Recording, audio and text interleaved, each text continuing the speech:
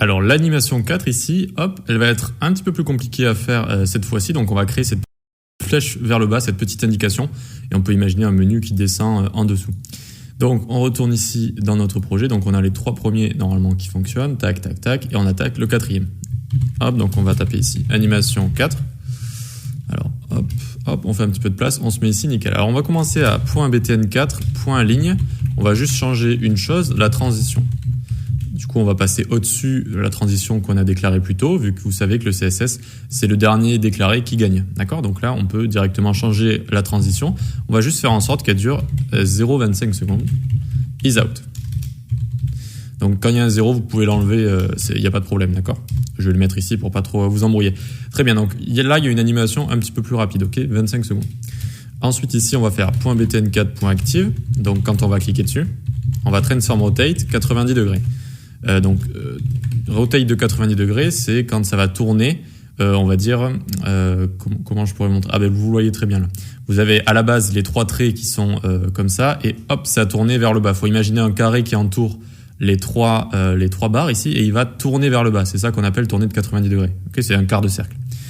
Ensuite, .btn4.active et .ligne nth child. Alors, pas le one, le tout, on va s'occuper d'abord de la deuxième ligne. On lui met une transition none, donc pas de transition, elle va directement opacity 0, donc directement disparaître.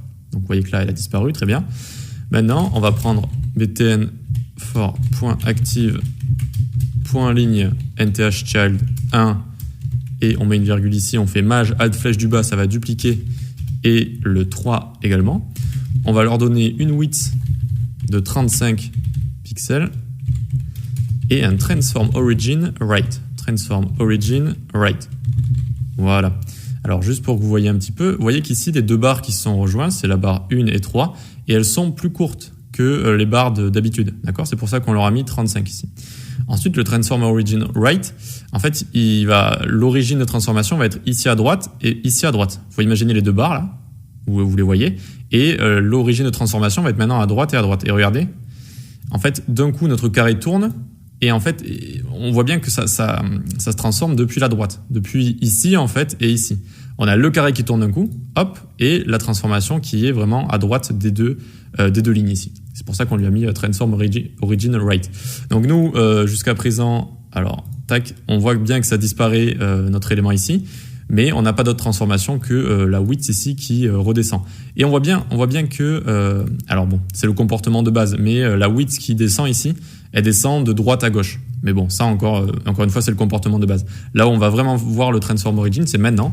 C'est quand on va prendre directement, hop, donc notre première ligne du coup, transform, translate sur Y, on va la faire descendre de 20 pixels et rotate de 45 degrés. 45 degrés. Hop. On va voir ce qui va se passer si je clique. Tac. Donc, on voit qu'elle est descendue. Elle est descendue un tout petit peu plus que l'autre, donc de 20 pixels ici. Et en même temps, elle a rotate de 45 degrés à partir de la droite. D'accord? Donc là, vous voyez bien que la droite, ça vient ici. Et donc, vu que ça tourne, la droite, elle est ici. Donc, on voit bien que c'est à partir de là que ça tourne. Très bien. Et bien, il ne manque plus qu'à nous occuper de la 3e ligne maintenant. Hop. Donc, translate, lui, on va lui mettre moins 20 pixels. Tac. Et on va lui mettre moins 45 degrés. Alors, moins 45 degrés ici. Tac, nickel. Et donc, ça va bien nous faire exactement ce qu'on veut. D'accord? Donc, vu que l'autre, il est à l'opposé, eh bien, on lui met tout simplement les valeurs opposées. D'accord? Pour arriver à cette petite flèche comme ça. Donc, on récapitule. Ici, on fait d'abord tourner notre carré de 90 degrés. On fait disparaître notre barre au milieu. Ensuite, ici, on rétrécit nos 2 barres. On met le transform origin à droite.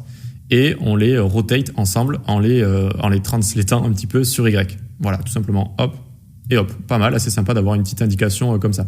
Allez, on va passer au 4e maintenant qui va être tac, tac. Une animation assez sympa qui va se passer en 3 temps comme ça. Tac, tac, tac. Allez, à tout de suite.